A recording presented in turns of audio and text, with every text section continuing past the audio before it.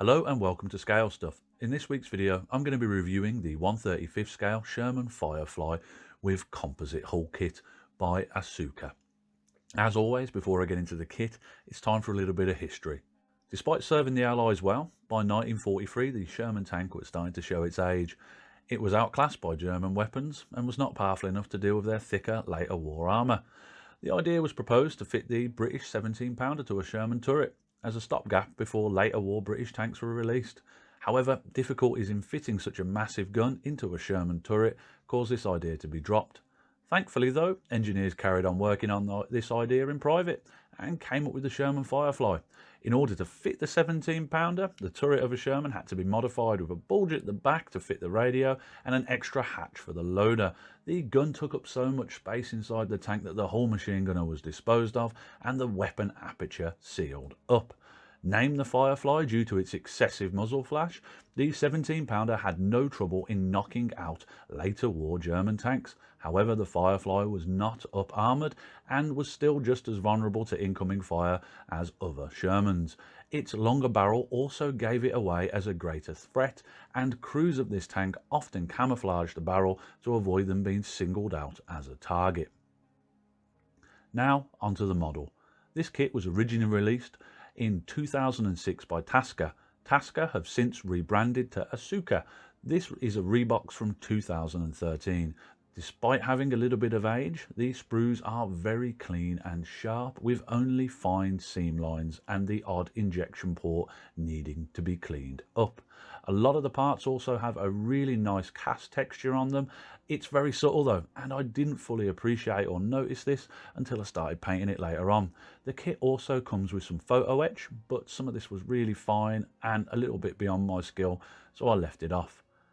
As always, I checked around on the internet to see if there were any inaccuracies in the kit, and apparently Tasca, or ASUKA as they are now known, make really good Sherman tank models, so no inaccuracies were to be found.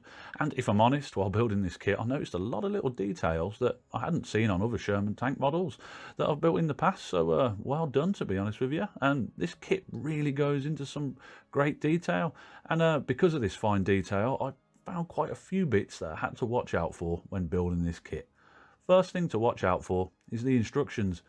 I had a little bit of trouble with some of the translations in the instructions. There's a few ors instead of ands and things like that, so rereading and dry fitting will really help when making this model, as I had a bit of confusion when trying to mass build the suspension houses, but that could just be me being an idiot. Also, keep an eye out on the suspension arms direction, as if not fitted the right way round, these will rub on the wheels, and though the wheels will look right, it won't function properly. The wheels and suspension on this kit are fantastic though. Using foam, the suspension can actually be built to work. I had far too much fun playing with this and nearly broke it by getting a little bit carried away. If working suspension is not your thing though, the kit also comes with plastic plates to use instead of the foam, so you can forego this added novelty. A last note on the running gear, the torsion bar is adjustable in this kit, and like it says in the instructions, I wouldn't recommend gluing this until everything else is done, as the rubber tracks are not tight fitting like on some other models.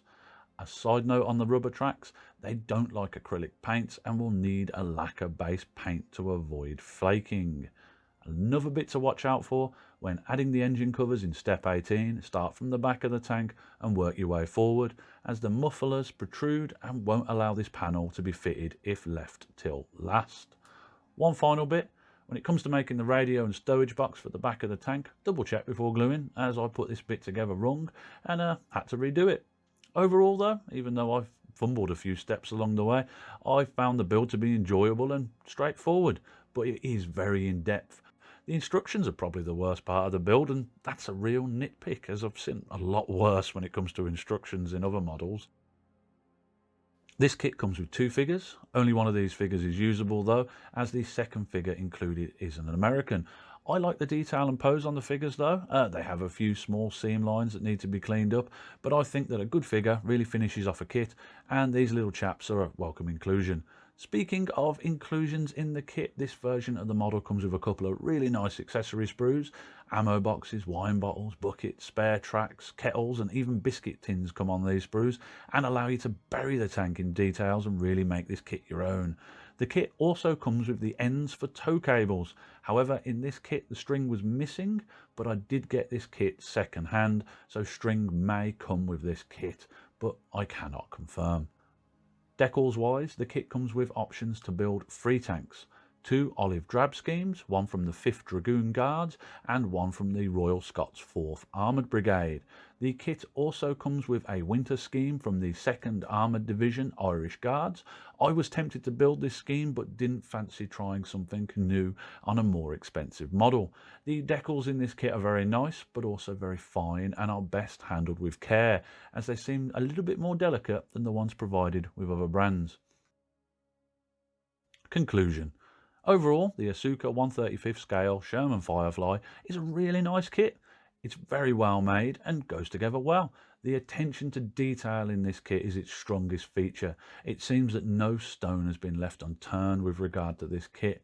Easily amused, I really like the working suspension. Though I found them a little bit tricky to build, the effect was well worth it. I did, however, find this kit a little bit challenging to build, but that's not necessarily a bad thing, you know, got the brain cells engaged, but I would say that this is not a kit for beginners and would be more suited to an intermediate modeler. Price-wise, I paid £40 for this kit, but it was second hand, which I think is a fair price, but it normally retails for £66, and I would say that at this price it's a little bit overpriced, as other kits in this price range often come with things like metal barrels, but then again, I am a cheapskate. If you're after a highly detailed Sherman Firefly, you can't really go far wrong with this kit though, as it does go into some exceptional levels of detail for the price. Anyway, that's my review of the ASUKA 1/35 scale composite hull Sherman Firefly IC. As always, thank you for watching. I hope you found the video helpful if you're planning on building one of these yourself at home. But until next time, look after yourself and have a good one. Goodbye.